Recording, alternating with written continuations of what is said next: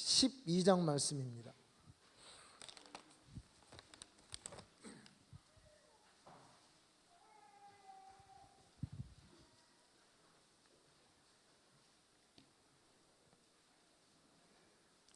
(12장) 12절부터 13절까지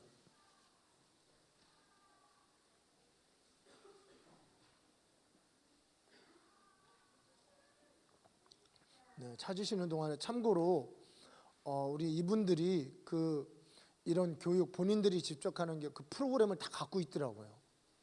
이제 실제로 이 교육하는 특히 이제 대안학교 공부방, 그 다음에 대안학교 공부방 홈스쿨 뭐 상관없이 이런 이제 교육 프로그램을 다 갖고 있고, 심지어는 이제 입시하고도 관계되는, 주로 이제 홈스쿨하는 이제 이런 사람들 이렇게 교육하는 그런 이제 본인들이 프로그램까지 다 자체 만들기도 하고 활용하기도 하고 이렇게 이제 갖고 있는 그런, 아주 어떻게 보면 우리가 좀 교육에 관심이 있고 실제로 좀 부족하지만 하고 있기 때문에 저희들이 좀 정말 그 합당한 분과 연결되지 않았나, 이런 이제 기대를 갖고 있습니다.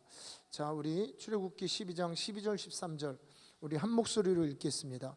내가 그 밤에 애굽 땅에 두루 다니며 사람이나 짐승을 막론하고 애굽 땅에 있는 모든 처음 난 것을 다 치고 애굽의 모든 신을 내가 심판하리라. 나는 야훼라. 내가 애굽 땅을 칠 때 그 피가 너희가 사는 집에 있어서 너희를 위하여 표적이 될지라. 내가 피를 볼 때 너희를 넘어가리니 재앙이 너희에게 내려 멸하지 아니하리라. 아멘. 아멘. 우리 보니까 다음 주부터 우리 사순절이라고 하더라고요. 그래서 사순절이면 40일인데 왜 한 주 더 하냐 그랬더니 주일 빼고 한 주를 더 해서 이제 사순절을 다음 주부터 하고, 부활주일이 4월 21일입니다. 그래서 이제 정말 예수님께서 피 흘려 죽으신 그런 주님의 죽으심을 기념하는 이런 절기를, 이제 기독교 절기인데 그것을 기념하는 절기가 이제 다음 주부터 시작이 됩니다. 그에 맞춰서 우리가 이 절기가 시작되기 전에 이 말씀을 좀 알고 지나가자, 이런 마음으로 이 말씀을 준비했고요. 오늘 말씀의 제목은 세상에서 가장 안전한 곳입니다. 네, 여러분 같이 한번 따라서 했으면 좋겠습니다. 세상에서 가장 안전한 곳.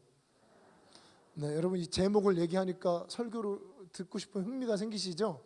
네, 그래서 앞으로 특별히 주일 설교는 좀 제목을 좀 설정하려고 지금 계획을 잡고 있습니다. 세상에서 가장 안전한 곳. 세상에서 가장 안전한 곳이 어느 곳일까?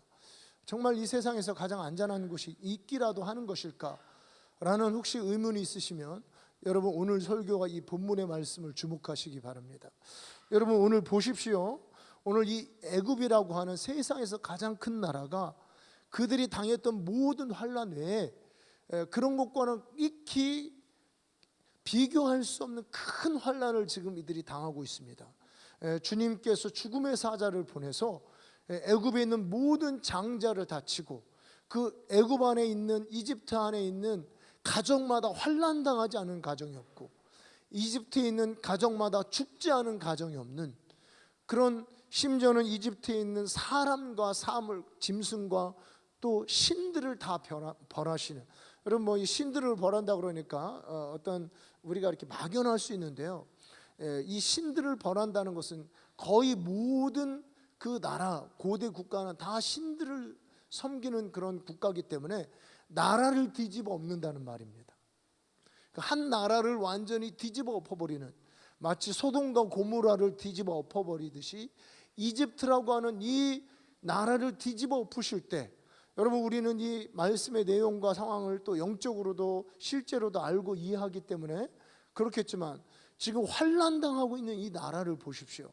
역경이 와서 치고요, 그 나라의 어떤 지주와 같은 그 신들이 멸하여지고 벌하여지고 나라가 뒤집어 엎어지는, 지금까지도 9가지 재앙으로서 국가가 완전히 쫄딱 망했는데, 망한 거 외에 죽음의 사자가 덮쳐서 이 나라를 뒤집어 엎을 때 모든 가정마다 환난을 당하고 고통을 당하고 통곡하지 않는 통곡하지 않는 가정이 없을 때 여러분 이곳에서 가장 안전한 곳들이 있었습니다. 가장 안전한 집이 있었습니다. 이 환난과 재앙과 죽음을 몰고 오는 사자가 결코 침범할 수 없는 집이 있었습니다. 바로 그 가장 안전한 집이 어떤 집이냐면 어린 양의 피를 바른 집이었습니다. 어린 양의 피를 바른 이 집들은 가장 안전한 곳이었어요.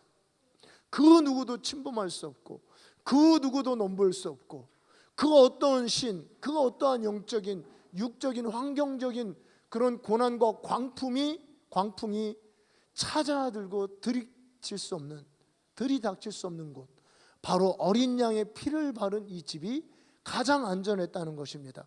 자, 오늘 여러분 본문의 말씀을 보면요, 내가 13절에 내가 애굽 땅을 칠 때에 그 피가 너희가 사는 집에 있어서 너희를 위하여 표적이 될지라. 그 피가 너희를 위하여 표적이 될지라.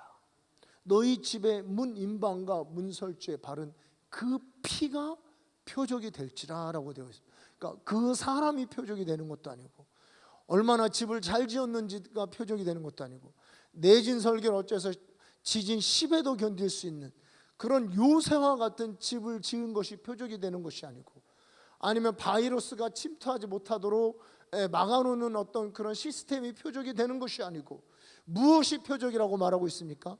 그 피가 표적이 되겠다라고 말씀하고 있습니다. 이 피가 표적이 되고 이 피를 볼 때 넘어가겠다는 거예요.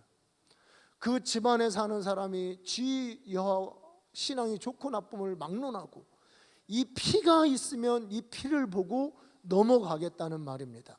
여러분, 이 피가 표적이라고 할 때 이 표적이라는 말은요, 깃발 내지는 뭐 그런 표시, 표적 이런 뜻입니다. 그러니까 이 피가 죽음의 사자고 할 때 이 피가 깃발처럼 나붙기면 아니면 어떤 이 피가 표시가 되어져 있으면 넘어가겠다는 거죠. 마치 이런 거죠. 이렇게 사격을 가할 때 어떤 사람들이 이렇게 깃발이라든가, 우리 요즘에 보면 이렇게 뭐 탱크라든가 이렇게 또 헬기 이렇게 사격하는 거 보면 어떤 표시를 해놓죠. 이렇게 하얗게 표시를 해놓으면 거기로 확 날아가서 이렇게 정확하게 때리잖아요. 이 반대의 개념으로 생각하시면 되겠습니다. 그냥 다 융단 폭격을 하는데 뭐만 넘어가는 거예요? 표시되어 있는, 붉은 피로 표시되어 있는 그 깃발만 보면 이거를 넘어가겠다는 거예요. 다 완전히 그냥 융단 폭격을 하고 다 죽는 그때 이 피만 보면 넘어가겠다는 거예요. 여러분, 이쯤 되면 세상에서 가장 안전한 곳이 아닙니까? 어떠한 역병도, 어떠한 재앙도, 어떠한 영적인 죽음의 세력들도 침범할 수 없는 곳, 그곳은 바로 그 피가 표식이 된 것입니다. 어린 양의 피가 표적이 된 바로 이것이 가장 안전한 곳이라는 것입니다. 자, 여러분, 이 어린 양의 피가 표적이 될 때 우리가 잘 알듯이 이 어린 양은 피를 흘리기 위해서 끔찍한 고난을 당한 겁니다. 바로 전날 이 어린 양이 그 끔찍한 재난과 환난을 당하고 죽임을 당하고 피 흘려서 그 흘린 피가 표적이 됐다는 것입니다. 아이러니 아닙니까? 어린 양은 끔찍한 재난을 당하고 그래서 거기서 뽑아낸 이 피를 표적으로 세운 사람들과 집은 전혀 재난과 고난을 당하지 않고 건너가겠다는 거예요. 죽음의 세력이, 영적인 세력이 건너가겠다는. 그래서 여러분, 이 6월이라는 게 패스오버라는 그런 영어가 쓰이죠. 패스오버. 그러니까 확 건너서 뛰고 넘어가다 라는 말이 이 패스오버잖아요. 그냥 패스, 통과, 건너뛰어서 통과하는. 무엇을 보고요? 바로 붉은 피로, 어린 양의 피로 표시를 해놓은 이 집집마다 뛰어넘는 그런 곳이 가장 안전한 곳이라는 것이죠. 오늘날도 여러분, 우리가 어린 양 예수의 피로 표시가 되어져 있으면 세상이 심판당하고 세상에 환난을 당하고 세상에 죽음이라는 광풍이 몰아칠 때 그 어린 양의 피로 표시가 된 그 집은 건너뛸 줄로 믿습니다. 우리 이 시간에요, 이 붉은 피, 붉은 표적을 조금 더 함께 공부하는 시간을 갖겠는데요, 우리 성경에 보면은 이 붉은 색깔로 표시를 해놓은 이런 것들이 환난을 당할 때, 무너질 때 안전하고 넘어가고 보존된 이런 사건들이 성경에 나와 있습니다. 자, 우리 여호수아서 말씀 여러분 한번 보도록 하겠습니다. 여호수아 2장 말씀입니다. 여호수아 2장.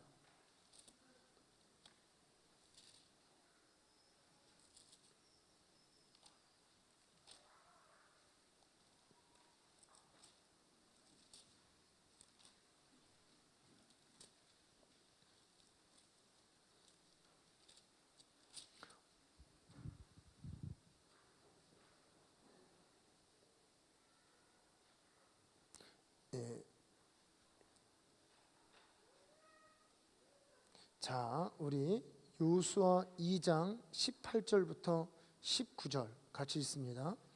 우리가 이 땅에 들어올 때 우리를 달아내린 창문에 이 붉은 줄을 메고 내 부모와 형제와 내 아버지의 가족을 다 내 집에 모으라.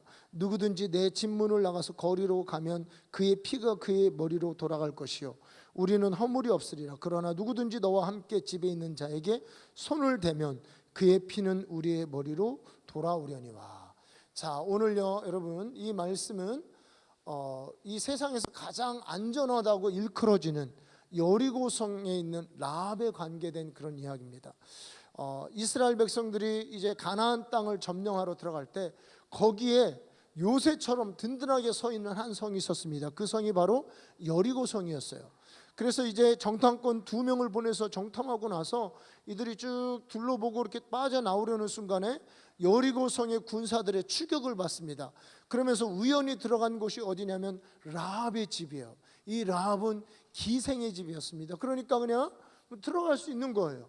이 기생의 집에 우연히 들어가서 그 집에 들어갔을 때 기생이, 이 사람이 이스라엘 사람이고 이들을 어떻게 잘 잡으면 이 전쟁 중에도 살아날 수 있지 않을까라는 믿음을 갖게 된 거예요.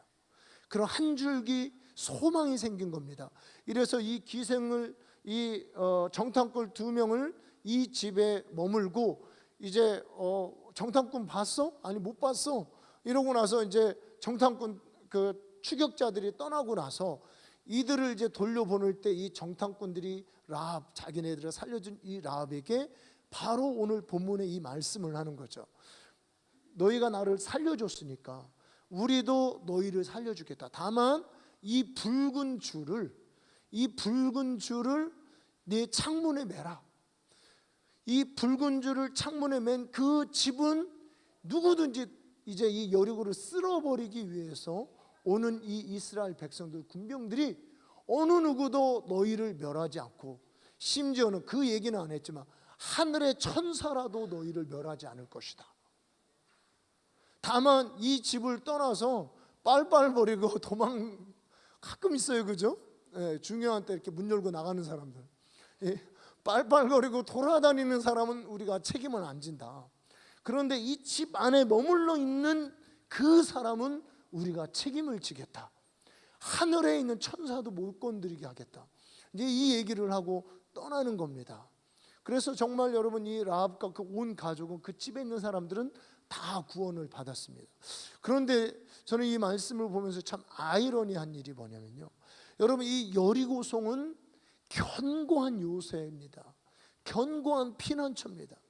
누구든지 이 성 안에 있는 사람들은 보호를 받기 위해서 2중 3중으로, 실제로 그 여리고성의 이 잔해들이 발견이 되는데 2중 3중으로 지어진 정말 견고한 성이었다고 그래요.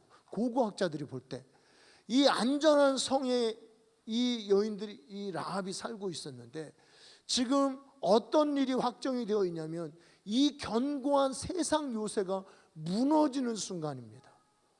여리고 사람들이 다 안전하게 피난처로 여기고 든든하게 여기던 이 세상 요새, 세상 피난처, 세상의 성이 무너질 때 이 붉은 줄을 들고 있는 그 사람은 무너지지 않을 것이고, 그 집은 무너지지 않을 것이고, 그리고 이 붉은 줄 안에 있는 그 사람들은 세상의 모든 요새가 무너질 때 그들은 안전하게 보존될 것이다라는 이 약속을 지금 하고 있는 것입니다. 여러분이 그렇다면 붉은 줄 매어야 되겠죠. 여러분, 우리 집에도 이런 붉은 줄을 좀 매달면 좋겠죠. 여러분, 우리 창문에도 이런 붉은 줄 매달아서 세상의 모든 것들이 무너지고, 세상의 모든 꿈이 무너지고, 세상의 모든 든든한 피난처들이 무너지고, 세상의 사람들이 안전하다고 말하는 것들이 무너질 때 우리 집만큼만은 이 붉은 줄을 메고 안전하게 보존되고 무너지지 않기를 여러분 희망하시죠? 여러분, 이 붉은 줄이라는 뜻이 바로 그런 뜻입니다. 이 붉은 줄이라는 뜻이요, 이 붉은 줄이라고 할 때 이 줄이라는 것이 뭐냐면 소위 말하는 끈, 이런 뜻이에요. 살끈, 살 희망, 이런 뜻이에요. 원어로 보면 우리도 이렇게 뭐 그 살끈을 잡았다 뭐 이러잖아요. 똑같이 그런 비슷한 정서가 있는 것 같습니다. 그러니까 희망의 끈, 또 살끈, 끈, 희망, 한 가닥 소망, 뭐 이런 뜻입니다. 그러니까 이 붉은 희망, 붉은 살끈, 붉은 한 가닥 희망, 요거를 매달아 들면 온 세상이 망할 때도 한 가닥의 희망이 있다는 거죠. 바로 그 한 가닥의 희망이 무슨 색깔이냐면 붉은 색깔이라는 거예요. 여러분, 이 붉은 색깔 할 때 아까 또 뭐가 나왔었죠? 피가 나왔죠. 이 피라는 건 정확하게는 이게 그 진홍색 이렇게 얘기합니다. 완전 붉은 걸로 말하진 않죠. 그런데 여러분, 이 붉다라고 말하는 이 성경에서 이 붉다라는 의미는요, 단순히 정말 색깔을 지칭하기 위해서 이렇게 쓴 게 아닙니다. 이 성경의 이 붉다라는 의미는 색깔을 지칭하기 위해서 쓴 게 아니에요. 이거는 정말 무언가를 가리키기 위해서 이 세상의 한 가닥 살끈으로, 이 세상의 한 가닥 희망으로, 이 세상에 뭔가 온 세상이 망하고 다 죽음의 쓰나미, 무너짐의 쓰나미, 세상에 안전하다고 하는 거, 요새라고 하는 거, 이 세상의 피난처라고 하는 모든 것들이 무너질 때에도 누군가 강력하게 붙들 수 있는 그 무엇을 말하기 위해서 붉은 줄을 말하는 것입니다. 붉다라는 것은 그런 의미가 있습니다.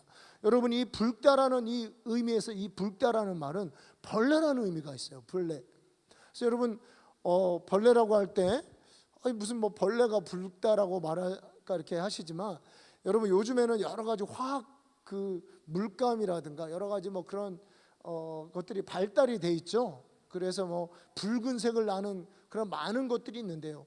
여러분, 이때는 이미 지금 약간 한 3,000년 전이에요. 3,000년 전.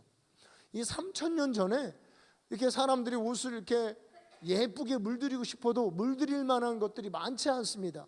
그래서 아주 비싸게 쓰인 붉은색을 나는 벌레가 있었어요. 이 벌레를 다 잡아다가 으깨가지고요, 벌레를 으깨가지고 거기를 짜서 나오는 이 염료, 이것이 붉은색을 내는 염료입니다. 이 붉다라는 말에는 그 벌레라는 의미가 들어있는 거예요.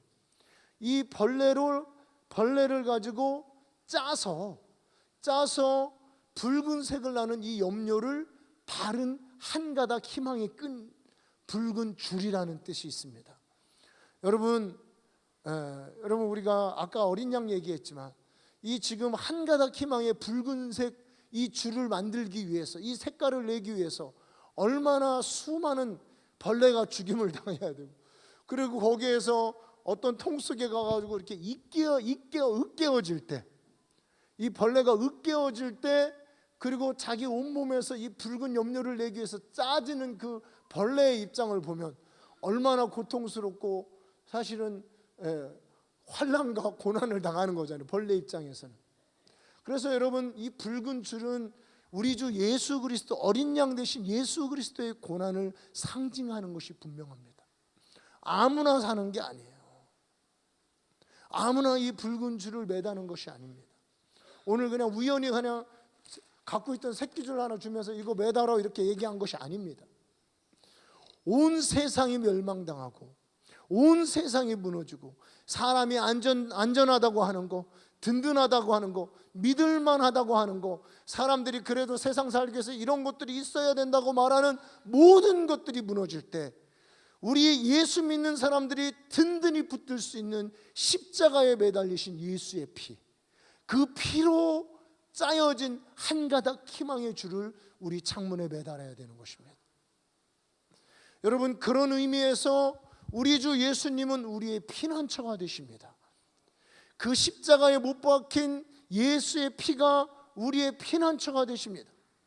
여러분, 우리가 어느 곳에 있든 어떤 집에 살든 허름한 곳에 있든 불안전한 곳에 있든 여러분, 예수의 피가 여러분의 집 위에 문인설조 문지방에 여러분 바른 바 되고, 여러분 예수의 피로 짜여진 이 새끼줄을, 이 한 가닥 희망을 여러분의 창문에 매단 바 되면 여러분의 집은 가장 안전한 장소가 되는 것입니다. 세상에 있는 모든 요새가 무너질 때 여러분의 집, 예수님이 지키시고 예수님이 함께 하시는 여러분의 집이 가장 안전한 피난처가 되시고 요새가 됩니다. 여러분, 우리가 이 예수의 피를, 예수의 어린 양의 피를 우리 문 인설주와 문 인방에 바르고 우리 창문에 매달아야 될 줄로 믿습니다. 그래서 성경은요, 온 세상 가운데 우리 주 예수님, 우리 하나님만을 피난처로 우리에게 말씀해주고 있습니다. 자, 우리 시편 48편 많은 말씀들이 있지만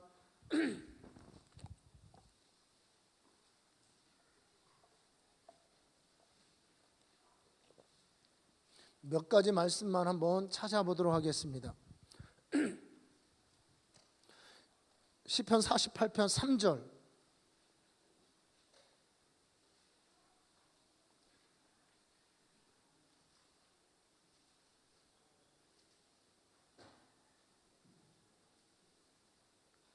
함께 있습니다. 하나님이 그 여러 궁중에서 자기를 요새로 알리셨도다. 여러 궁중들이 많이 있지만 하나님이 거하시는 그곳, 하나님 자신을 요새요 피난처로 알리셨도다. 할렐루야. 여러분, 세상에 많은 피할 곳들이 있지만 여러분의 피난처는 누구이십니까? 예수 그리스도. 세상에 많은 요새들이 있지만 우리의 요새는 누구시죠? 예수 그리스도. 그분이 우리의 요새요, 우리의 피난처이십니다. 우리 11절에 보니까 이렇게 얘기합니다. 주의 심판으로 말미암아 시온산은 기뻐하고 유다의 딸들은 즐거워할지어다. 오히려 주님이 이 땅을 심판하시는 것이 주님 안에 거하는 우리 주 예수님이 우리의 피난처가 되신 성도들에게는 기뻐할 일이라는 거예요. 오히려 안전한 일이라는 것입니다. 주님의 심판이 우리에게는 오히려 기뻐하고 찬송할 만한 그런 것들이라고 말씀해 하고 있습니다. 그러면서 이렇게 얘기합니다. 12절, 너희는 시온을 돌면서 그곳을 둘러보고 그 망대들을 세어보라. 그의 성벽을 자세히 보고 그의 궁전을 살펴서 후대에 전하라.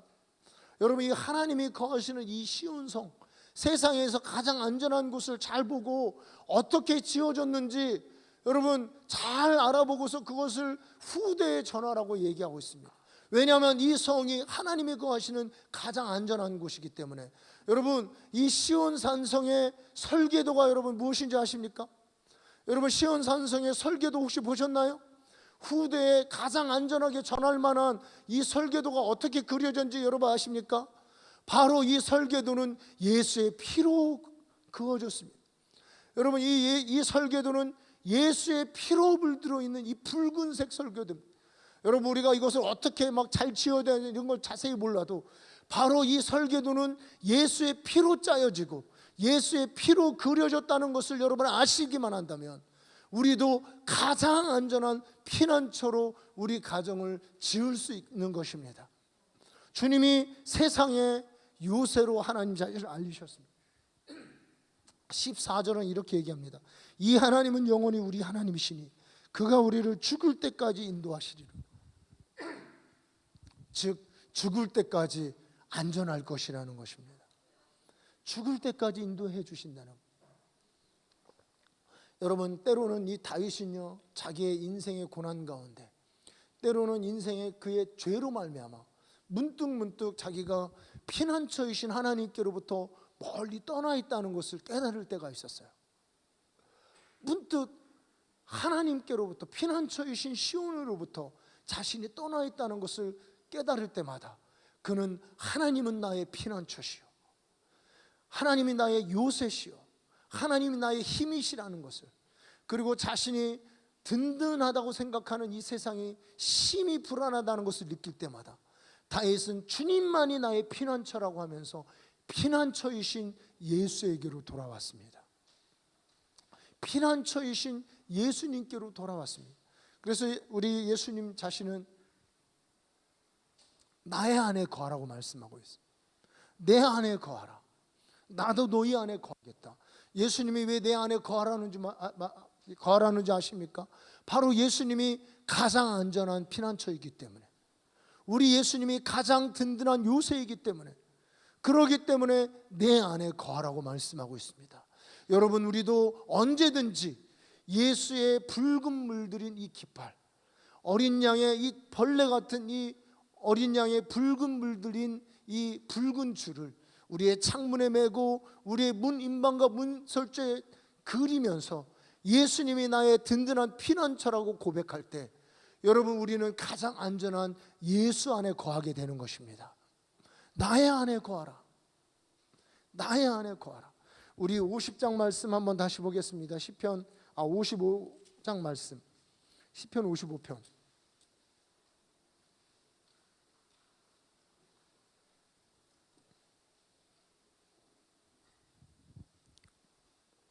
(55편) 8절 9절 8절 말씀 같이 있습니다. 시작. 내가 나의 피난처로 속히 가서 폭풍과 광풍을 피하리라 하였도다. 다윗이 그가 든든하지 못한, 자기가 버팀목 삼고 있던 집, 세상의 요새들이 무너질 때, 그리고 죄로 말미암아서 자기 자신이 지금 피난처에서 떨어져 있다고 생각할 때, 그때마다 내가 피난처로 속히 가서 폭풍과 광풍을 피하리라. 여러분, 그러고 보니까요, 이 세상은 폭풍과 광풍이 쉬지 않는 것. 우리 이정주 집사님께서 머리를 이렇게 끄덕이신, 그쵸? 폭풍과 광풍이 쉬지 않는 것. 우리 지금 김영태 선교사님 뒤에서 또 웃고 계시는데, 폭풍과 광풍이 선교지에서도 중국 공산당 이렇게 쫓겨나가지고 지금 여기 와서 다음 선교지 어디로 가셔야 될까? 사모님은 막 트라우마에 시달리시고 막 진짜 그 죽을 것 같았겠죠, 진짜로. 막 중국의 치조실로 어두운 빛 하나 들어오지 않는 곳으로 막 끌려가시고, 그런 곳에서도 여러분, 바로 예수님이 우리의 피난처가 되십니다. 예수님이 우리의 요소가 되십니다. 자, 우리 이사야서 25장 말씀.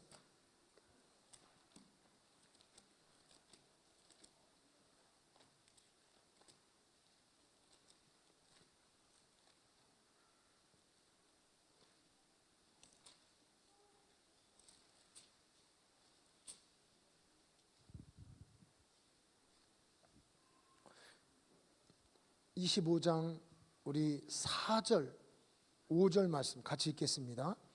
주는 포학자의 기세가 성벽을 치는 폭풍과 같을 때 빈궁한 자의 요새이시며 환난당한 가난한 자의 요새이시며 폭풍 중에 피난처시며 폭염을 피하는 그늘이 되셨사오니 마른 땅에 폭염을 제함같이 주께서 이방인의 소란을 그치게 하시며 폭염을 구름으로 가림같이 포악한 자의 노래를 낮추시리이다.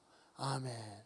우리가 이 세상 살면서 뜻하지 않은, 또 사람들이 사방에서 환난해서 군대같이 전쟁같이 일어나서 우리를 치고 폭풍같이 몰아닥칠 때 주님이 우리의 피난처가 되시고 요새가 되시고 환난의 이 뜨거운 자결하는 이 사막의 태양을 피하는 그늘이 되시는 우리 하나님이 그런 분이시라는 것입니다. 여러분, 빨리 우리가 피난처로 피해야 될 줄로 믿습니다. 우리 문인방과 문실주에 보혈로 그려진 어린 양의 피를 바르고 예수의 피로 짜여진 붉은 희망의 줄을 우리 창문에 메어서, 여러분, 그 누구도 넘볼 수 없고 그 누구도 넘어뜨릴 수 없고 그 어느 것도 이 세상에 강하다고 하는 폭염과 같은 광풍과 같은 환난도 침범할 수 없는 안전한 요새가 우리 가정이 되어져야 될 줄로 믿습니다. 여러분, 예수의 피가 바른 그곳, 예수님의 피로 짜여진 그곳이 가장 안전한 곳이요, 우리의 소망이시요, 피난처시요, 요새이십니다. 그래서 여러분, 우리가 언제든지 이 요새의 신, 피난처의 신 바로 예수 그리스도께 우리가 피하게 되면은 여러분, 우리에게 가장 안전한 피난처가 우리에게 제공될 줄로 믿습니다. 여러분, 저는요 정말 많은 그런 간증들을 들었습니다. 정말 말 그대로 생사를 담보할 수 없는, 거의 곧 죽을 것 같은, 완전히 그냥 목숨이 끝나는 그런 순간에 얼른 어린 양의 피를 의지하고 예수의 이름을 부르고 예수가 나의 피난처라고 고백하면서 사망과 죽음의 광풍이 지나가고 환난 가운데서 다 죽는 모든 것이 무너지는 곳에서도 그리스도께서 피난처가 되어주시는 이런 많은 간증들을 들었어요. 뭐 몇 가지만 얘기하면요, 여러분, 베닌이라는 분을 아실 겁니다. 이 베닌 유명한 부흥사였어요. 근데 어느 날 베닌이 비행기를 타고 가는데, 비행기가 몇 개 아마 될 거예요. 유명한 부흥사이기 때문에 비행기를 타고 가다가 비행기가 떨어졌어요. 엔진이 딱 멈추고 비행기가 떨어지는데 살 수가 없는 거예요. 이거는 끝나는 겁니다. 비행기, 그것도 큰 비행기도 아니고 작은 개인 자가용 비행기를 타고 가는데 떨어지는 거예요. 떨어지는데 누구의 음성이 들리냐면 마귀의 음성이 들립니다. 어느 날 이렇게 베닌이 어떤 분이 장례식장에 갔는데 마귀가 자기 마음속에 하는 소리를 들었대요. 너도 곧 죽게 될 것이다. 내가 너를 반드시 죽으리라. 여러분, 소름 끼치죠? 그래서 너도 죽게 될 것이다, 마귀가. 그런데 그거를 그냥 막 예수 이름으로 물리치고 싸우고 이랬어야 되는데 그냥 지나갔나 봐요. 그냥 생각 잊어버리고. 그러다가 떨어지는 비행기 안에서 베닌이 어떤 생각이 드냐면 그 말이 생각이 나는. 그러면서 이제 너 확실히 죽는다 하면서 마귀가 막 웃고 있는 듯한 그런 이제 생각이 드는 거예요. 그럴 때 이 비행기가 떨어지고 있는데 베닌이 어떻겠습니까? 누구의 이름을 불렀습니까? 누구에게 찾아갔습니까? 이 추락하는 비행기 속에서도 우리의 피난처가 되고 우리의 요새가 되시는 분이 누구십니까? 예수 그리스도. 예수의 이름을 부르고 떨어지는 이 추락하는 비행기의 문인방과 문인설주, 그런 게 있는지는 모르겠지만 하여튼 그곳에 예수의 피를 바르고 예수의 피를 덮고, 그리고 추락하는 비행기의 문 창문에 예수의 피로 짜여진 희망, 한 가닥 희망의 살 줄을 창문에 매달았습니다. 예수의 피로 주님 보호해달라고. 그리고 그 비행기는 그대로 추락해 버렸습니다. 여러분, 베닌이 살았을까요? 죽었을까요? 네, 지금도 살아서 설교하고 계세요. 지금도. 우리 김중곤 목사님도 그 얘기 하시더라고요. 비행기 사고로 당해서 다 죽었는데 본인만 살았대요. 본인만. 심지어는요, 하나님이 우리의 양떼와 소떼도 보호해 주십니다. 저는 몇 번 여러분들하고 얘기를 했었는데, 그 예전에 이제 사는 우리 가족들이 토끼 농장을 토끼 농장을 이렇게 하고 있었는데, 여러분 요즘도 뭐 소, 돼지도 구제역이라서 이렇게 예방 주사 안 맞으면 죽듯이 토끼는 이게 아마 이게 설치류인가 봐요. 이렇게 그래서 유행성 출혈률 같은 게 싹 보면 다 죽습니다. 한 90% 이상. 그래가지고 이제 인근의 토끼 농장들이 이렇게 초토화되기 시작해요. 다 죽습니다. 제가 이제 서울에서 훈련 받고 있는데 그 얘기가 들렸어요. 이제 토끼가 다 죽고 우리 집 토끼도 다 죽을 것 같다고 이제 우리 누님이 전화하신 것 같아요. 그래서 다 죽는다고 이렇게 이런 얘기를 듣고 나서 참 좀 심란하더라고요. 그나마 그래도 한 가닥 희망이 토끼인데, 토끼가 큰 야심을 가지고 토끼를 기르기 시작. 번식 잘할 때까지는 좋았죠. 한 10마리 사다 놓으니까 뭐 100마리 되고 막 이렇게 되니까 좋았는데 싹 죽게 생긴 거예요, 이놈의 토끼가.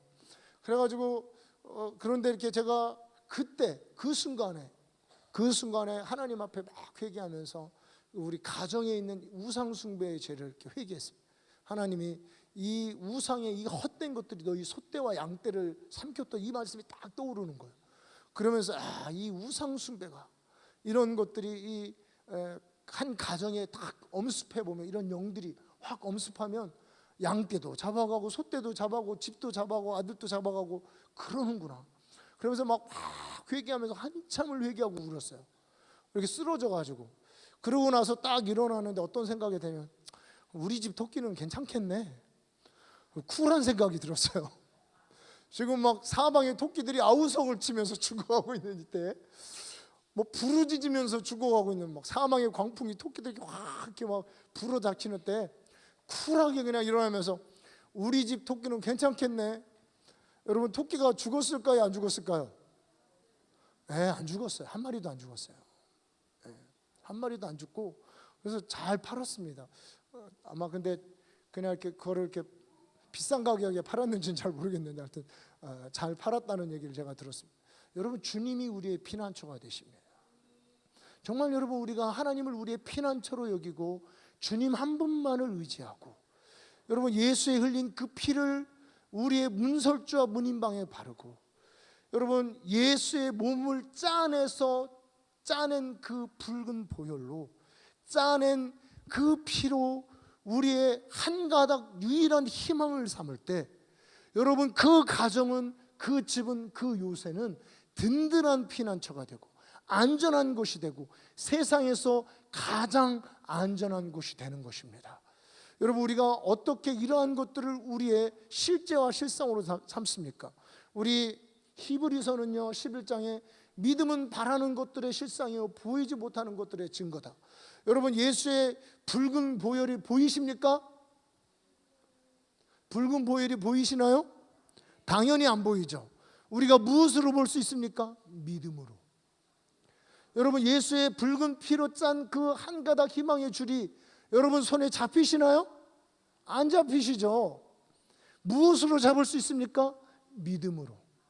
그래서 여러분, 우리가 예수의 보혈로 짠 그 실, 예수의 붉은 물로 물들인 그 실이 내 손에 살길로 잡히고, 여러분, 그 붉은 깃발이 표적이 되어서 흔들리는 이것은 오직 믿음으로만 가능한 세계입니다.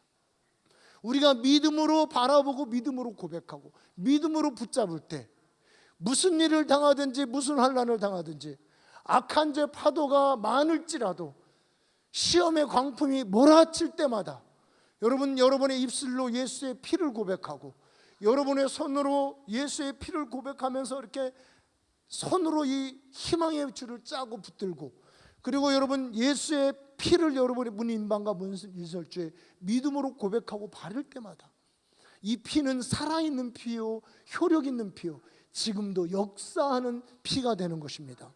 주의 보혈 능력이 있도다. 오직 믿음으로 바라보고 믿음으로 고백하는 자들에게 주의 보혈은 세상에서 가장 안전한 피난처를 제공하고, 주의 보혈은 어둠을 몰아내는 능력 있는 그리스도의 철지팡이가 되어지는 것입니다. 우리가 믿음으로 고백하는 거예요. 히브리서 12장에는 이렇게 너희가 잃은 것은 아벨의 피보다 더 낫게 말하는 피다. 믿음으로 우리가 핏소리도 들을 수 있다고 말하고 있습니다. 우리 세상에 환난 당하면서 두렵죠. 당연히요. 두렵고 고통당하고 좌절하고 있을 때 두려워하지 마라. 내가 너희와 함께한다. 내가 너를 보호할 것이다. 내가 너를 영원히 인도할 것이다 라고 우리 귀에 끊임없이 말하는 피가 바로 예수의 피라는 것입니다. 우리가 믿음으로 예수의 피를 들을 수 있습니다. 여러분, 믿음으로 노래를 부르시는 것도 괜찮을 것 같습니다. 주의 보혈 능력 있다라고 노래를 부르시고요, 주의 보혈로 도와달라고 그러고요, 나의 피난처 예수 의지해요. 나의 피난처 예수 의지해요. 우리 믿음으로 나의 피난처 예수 의지한다고 여러분 노래를 부르시면은 즉시로 주님이 우리의 피난처가 되어주십니다. 우리의 보호하시는 분이 되어주십니다.